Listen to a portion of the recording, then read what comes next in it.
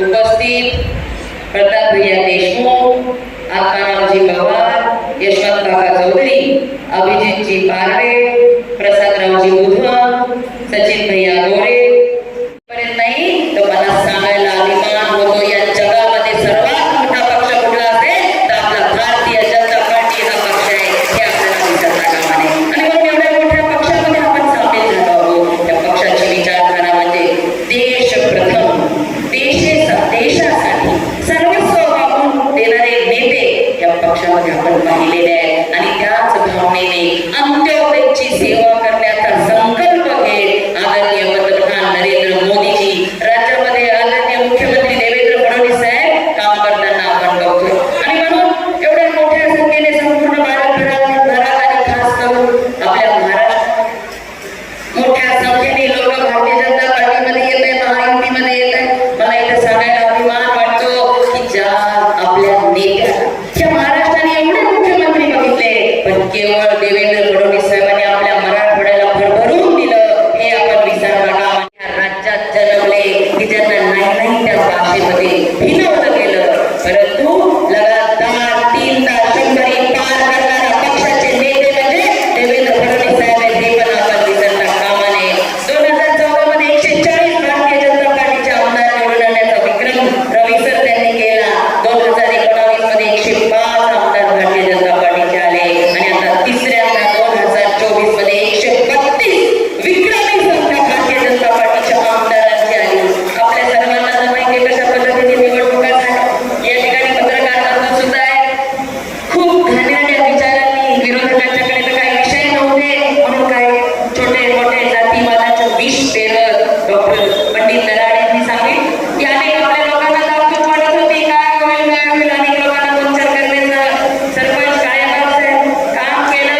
पण मी पण रामप्रसाद बोर्डीकरांची लेक आहे ज्या माझ्या बापाने या जिंतूर सेलू मतदारसंघाच्या प्रत्येक कुटुंबासाठी जे केलं ते भल्याचंच काम केलं.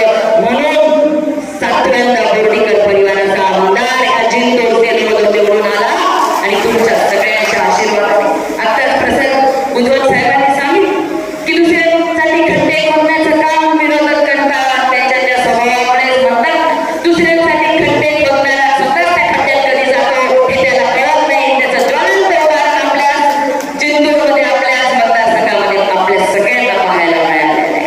तुमच्या सगळ्यांच्या आशीर्वादाने माझ्या बाबांच्या जुन्या सहकार्यांच्या आशीर्वादाने मी आज या ठिकाणी दुसऱ्यांदा जिंतूरची आमदार झाली आणि विधानसभेमध्ये माझ्या देशाचं नेतृत्व आपले नरेंद्र मोदीजी, आदरणीय गृहमंत्री अमित भाई शहा, आदरणीय मुख्यमंत्री देवेंद्र फडणवीस साहेब, आदरणीय चंद्रशेखर बावनकुळे साहेबांनी माझ्यावर विश्वास ठेवलं एवढी मोठी राज्यमंत्री म्हणून काम करण्याची संधी मला दिली. 6-7 महिने झाले आपण राज्यमंत्री ऊर्जा खातं आपल्याकडे, आरोग्य खातं आपल्याकडे, महिला बाल कल्याण खातं आपल्याकडे, MSIDCचं खातं आपल्याकडे आणि आरोग्याचं खातं आहे. 5-5 खाते आपण, पाणी पुरवठा स्वच्छता खातं आहे आणि या सगळ्यांचा खात्याचा अभ्यास करत राज्याचा अभ्यास करत मी प्रयत्न करते की ज्या पद्धतीने जिंतूर सेलू मतदारसंघामध्ये तुम्ही मला पहिल्यांदा संधी दिली. आत्ताच आपण एक कार्यक्रम या ठिकाणी घेतला.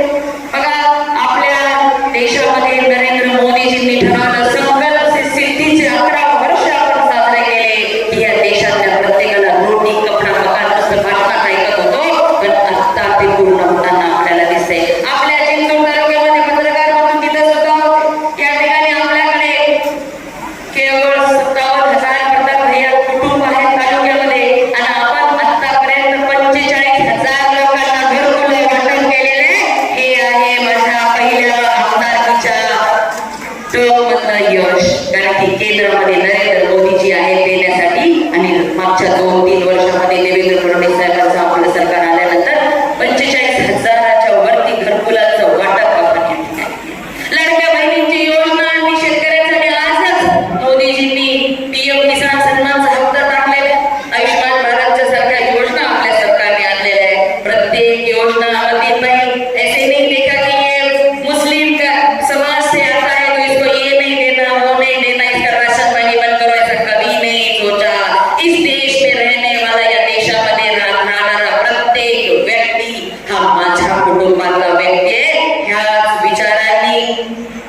मोदीजींनी काम केलं आणि प्रत्येकाला प्रत्येक योजनेचा लाभ देण्यासाठी मोदीजी म्हणतात मी प्रधान सेवक आहे आणि मी सुद्धा म्हणते मी भारतीय जनता पार्टीची कार्यकर्ती आहे. मी या जिंतूर सेलूच्या माझ्या लोकांची मी सेवक आहे. त्याच भावनेने मी निरंतर काम करत आहे. इथं बोरीच्या आमच्या आल्या सगळ्या लाडक्या बहिणी आमच्या. मी जिल्हा परिषदेमध्ये इथं सदस्य असताना बघितलं. त्याला तुम्ही पण माझ्यासोबत होतात. नाही नाही तर म्हणले मला सोडून दिलं असं केलं म्हणून मी राजकारणात आले. अरे माझ्या बापाला 5 पोरी आहे. पोरीने राजकारणात यायचं ठरवलं तर माझ्या बापाला ह्या लोकांनी जे दिलं त्याची परतफेड फक्त आणि फक्त ह्याच माध्यमातून होऊ शकते याची जाणीव मला होती. कारण प्रत्येक वेळी प्रत्येक कुटुंबाचा चांगलाच विचार करत कुटुंब घडवण्याचं काम माझ्या बाबांनी नेहमी केलेलं आहे आणि ते पुढे चालू ठेवण्यासाठी रात्रंदिवस मी काम करत आहे. तुमच्यामुळे मला ही संधी मिळालेली आहे. सुरेश भाऊ तुम्हाला काय सांगायचं आताच कोणी म्हणलं स्वातंत्र्य हे आपल्या सतीश भाऊ आणि संतोष भाऊचा इथे प्रवेश झाल्यामुळे निश्चितच स्वातंत्र्य मिळणार आहे. पण ह्या बोरीवाल्यांना पण ठरवावं लागणार किती दिवस अशा पारतंत्र्यात राहायचं, किती दिवस अशा दबावामध्ये राहायचं. का रजू भाऊ काय सर्जराव बघा सुरेश भाऊ इथं काय सवय माहिती का काय केलं. आता आपण पंतप्रधान मोदीजींनी पैसे दिले. प्रधानमंत्री घरकुल आवास योजना कोणाची योजना आहे. कोणी लहान लेकरू पण सांगत.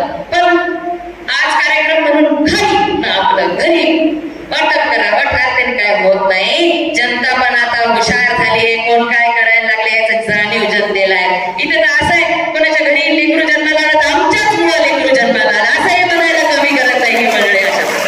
पण चला काही फरक पडत नाही. ह्यांचे सगळे एकटे चित्ते तुम्हाला माहिती झालेले आहेत. ज्या मोदीजींना ज्या भाजपाला यांनी नाही नाही ते बोलले आज आले की नाही महायुतीमध्ये. आज नेतृत्व या जिल्ह्यामध्ये कुणाचं मान्य करावं लागणार नाही. पालकमंत्री म्हणून मेघना बोर्डीकरांचं मान्य करावं लागणार. हे तुला सगळ्यांना या ठिकाणी मला सांगायचं आहे. स्वतःच्या स्वार्थासाठी या ठिकाणी आलेले कधी कोणत्या गोरगरिबाचं चांगलं करावं म्हणून नाही. राशन कोणाचं बंद करायचं, कोणाच्या नालीचा नळच बंद करायचा, पाणी जाणं असल्या घाणेरड्या विचाराच्या लोकांसोबत कशाला आपण काय चर्चा करायची किंवा काय. पण मला आनंद आहे सतीश भाऊ आणि संतोष भाऊ तुमच्या येण्यामुळे या ठिकाणी निश्चितच लोकांमध्ये सुद्धा आत्मविश्वास वाढणार आणि आज ज्या संख्येने मुस्लिम बांधव सुद्धा आपल्यासोबत आपलेच होते त्या अधिकार. पण आता ते काय पण त्यांना सुद्धा या ठिकाणी जाणीव झालेली आहे. आता रेपेचे सरपंच पण आपल्यासोबत आता कोणी राहिलं नाही. कारण प्रत्येकाला माहितीये की असं खाण्यापेक्षा डायरेक्ट चला ना साहेबांच्याकडं, चला ना कमळामध्ये काय सरपंच. परंतु हे खोटे नाटे किती दिवस चालणार प्रताप भैया. मी तुमच्या मनापासून आभार मानते. खरं ज्या माझ्या निवडणुकीमध्ये ही आपल्या घरातली 7वी 8वी निवडणूक होती. पण त्या काळात पण एका बहिणीला तुम्ही ज्या पद्धतीने साथ द्यायला आला आयुष्यभर तुमची मी साथ लक्षात ठेवीन. कारण की ही निवडणूक जेवढी महत्वाची होती या जिंतूर सेलूकरांसाठी या राज्यासाठी तेवढीच महत्वाची होती माझ्यासाठी सुद्धा. कारण की मला माहिती होतं या राज्यामध्ये भारतीय जनता पार्टीचं सरकार येणार आहे आणि डबल इंजिनचं सरकार आल्यानंतर देशामध्ये आपल्याच विचाराचं सरकार, राज्यामध्ये आपल्याच विचाराचं सरकार आल्यानंतर मी फक्त जो 2-2.5 वर्षामध्ये विकास करू शकले हे आणखी पूर्ण 5 वर्ष करण्याची मला संधी मिळाली पाहिजे पांडुभाऊ. म्हणून मला ही निवडणूक महत्वाची होती आणि त्यामुळे तुम्ही सर्वांनी माझ्या पाठीराख्यांनी, माझ्या बाबांच्या पाठीराख्यांनी माझ्यावर विश्वास ठेवत दुसऱ्यांदा मला विधानसभेमध्ये पाठवलं आणि पालकमंत्री म्हणून जबाबदारी आपल्या नेत्यांनी दिलेली आहे. आता विनोभाऊ तुम्हाला सांगते काही कुठला विचार करायची गरज नाही. लहान लहान लेकरापासून वडीलधाऱ्या मंडळीला माहिती झालंय की या देशामध्ये या राज्यामध्ये आपल्या भल्याचा कोण विचार करताय तर केवळ भारतीय जनता पार्टीच करू शकते. आपल्या भल्यासाठी तर रात्रंदिवस झटणारा नेतृत्व म्हणजे आपली दिदीच आहे हा विश्वास प्रत्येकाला या ठिकाणी बसलेला आहे. म्हणून येणाऱ्या निवडणुकाची काळजी करायचं काम नाही. मला आता माहिती फक्त आणि फक्त भारतीय जनता पार्टीचा झेंडा फडकवल्याशिवाय हे जिंतूर सेलूचे मतदार सुद्धा मागापुढे बघणार नाही.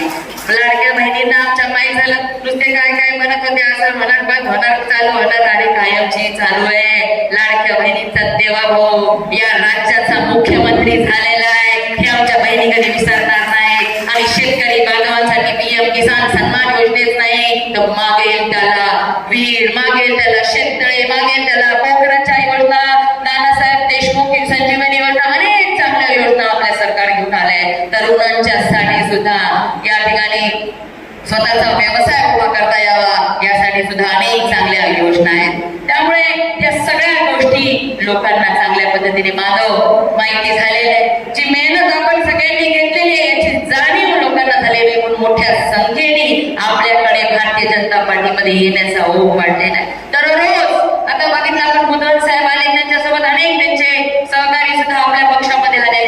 तर सगळ्यांना माहिती झालंय की या देशाच्या विकासासाठी, देशातल्या प्रत्येक नागरिकाच्या आयुष्यामध्ये सकारात्मक बदल आणण्यासाठी, प्रत्येक कुटुंबाच्या प्रत्येक दृष्टीने मग आरोग्य चांगलं राहिलं पाहिजे, चांगल्या पद्धतीने शिक्षण मिळालं पाहिजे, सगळ्यांना आर्थिकदृष्ट्या सक्षम झाले पाहिजे, यासाठी विचार करणारा पक्ष म्हणजे फक्त आणि फक्त भारतीय जनता पार्टी. ज्या पद्धतीने तुम्ही बघितलं, मी घोडीची जिल्हा परिषद सदस्य असताना सुद्धा ज्या पद्धतीने प्रामाणिक काम करत गेली आहे आणि त्याच्याच जोरावर दुसऱ्यांदा माझ्या बाबांच्या नंतर दुसऱ्यांदा या जिंतूर सेलू मधून निवडून येण्याचा मान तुमच्या